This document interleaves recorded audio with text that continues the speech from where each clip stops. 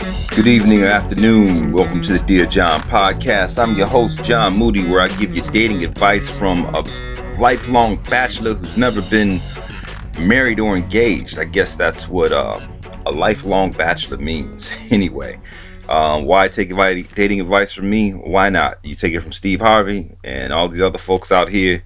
You can take it from me. Anyway, all right, let's get into this really quickly. We finally have a letter from a lady. Okay, that's what I'm talking about. We've been getting a lot of letters from dudes, so it's nice to actually have one to have the ladies participate. All right, here we go. Dear John, how can I get my guy to change his style? He seems to be stuck in the past and does not want to update his wardrobe. Yeah, that can be a real challenge, especially for dudes.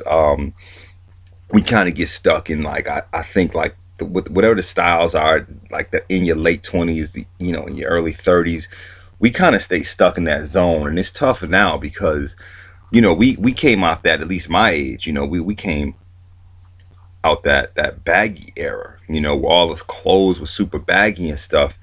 And now that's changed and they actually make clothes that actually fit, it seems like it's too tight for us. A lot of dudes are like, yo, I ain't wearing that tight shit. And I'm not talking about skinny jeans. I'm talking just like, yo, regular clothes that fit. Because to be honest with you, dude, man, like, when baggy stuff first started coming out, like I said, like the 80s, because the 70s was like the tight Jordache shit, you know what I mean?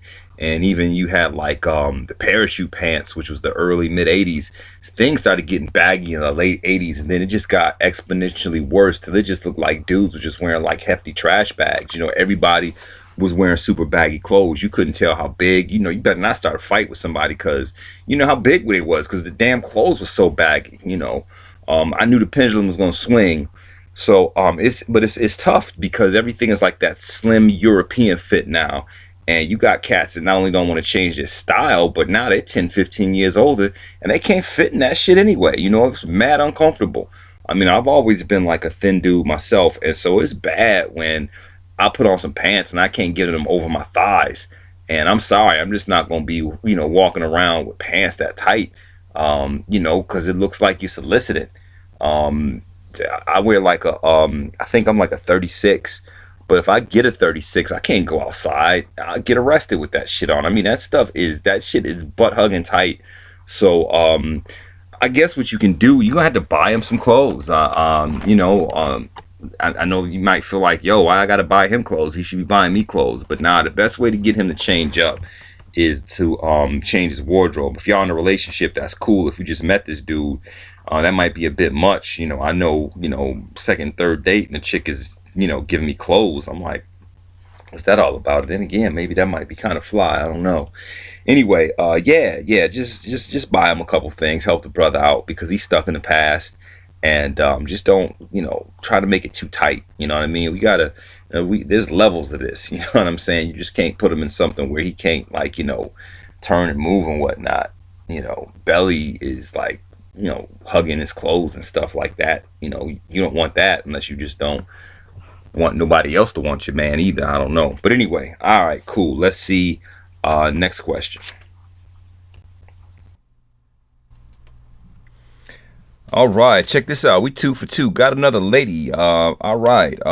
Dear John, when dudes get locked up, they always expect their women to be loyal. Are dudes loyal to women when where women are locked up? No. Not at all. I mean, shit. Loyal? No. The dude's loyalty ends to you as soon as the judge hits the gavel and says 3-4 years or whatever the term it is. You can trust me. On the way out, he might be trying to kick it to your lawyer. If you got a fine ass lawyer and she cute and she's single, your dude might be trying to get with her.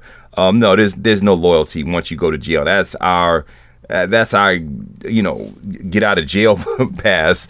I mean, come on, it's hard enough to catch a dude that's gonna be loyal and you not in jail. Y'all together. And no. We're just gonna go to the next question. I'm not even gonna try to elaborate anymore on that. No, women, if you go to jail, your man is not gonna be loyal to you. I don't care what he says. I don't care what he said. No, just ain't gonna happen at all.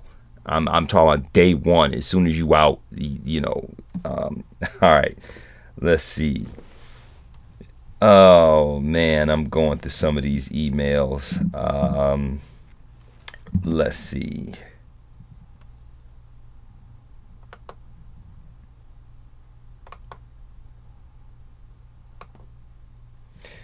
Okay, this one is interesting. This is from a fella. All right. This email's from a dude. Dear John, my girl expects me to drive all the time, even though she has a car as well. Why do I have to drive all the time? Yeah, man, that's one of those things with chivalry or whatever that, you know, that says the dude is supposed to drive. And I find it interesting because a lot of things that started out what they say is chivalry, man, that shit was actually about control. You know what I mean? Like, yo, my woman ain't gonna drive because if she need to get somewhere, I'm gonna take her. I think that's how that started out originally. You know, I mean, you think back in the day, there were women who just didn't drive. And, you know, they stayed at home all day till their husbands came home to take them somewhere. And that's because, yo, she ain't going to be getting out and about, you know, without me knowing about it or, so I think that's where that comes from. So, like, you know, today, you know, hey, man, it's, you know, it's part of the game. If you playing that part of the game that says you're supposed to be the head, you're supposed to lead or whatever. But, I mean, you know, dude, I don't know how long y'all been together. If you're in a great relationship, whatever, I'm going to tell you how that can change. Don't upgrade your car. You know, keep driving a piece of shit and let her have a nice fly car. Trust me. And she going to drive because she ain't going to want to be going places showing up in your raggedy shit. So, I mean, if you tired of driving, man, just let your car go to complete shit, and then she will drive. I don't know if it's worth it for you, but that's about, or better yet, trade your shit in for a bus pass. Then I'll bet she'll drive all the time. You know, she might end up driving another dude too. So you might want to think about that. But, yeah, man, go ahead and drive, man, and open the doors for her and do all that stuff. And she'll be pretty happy. All right. Let's see. Do we have time for one more?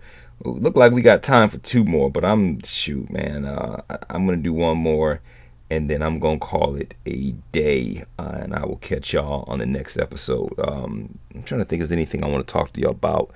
What's going on with me in the meantime? Because actually I'm really looking at like maybe a couple more emails and. None of these are any good. And yeah, you know what? Instead of reading some bullshit and trying to make it entertaining, I think I'm just going to make this a really quick episode. Cheat y'all. I guess I owe y'all 4 minutes. All right. Y'all have a good night. Take care. Oh, and send your emails, your questions to Dear John at Gmail. I'm sorry, Dear John Podcast at gmail.com. And you can also find me on, you know, Twitter and Facebook and Instagram. And one day I'll eventually get a password for my Snapchat. I'm way behind on that one, y'all. Way behind. All right. I'll catch y'all later.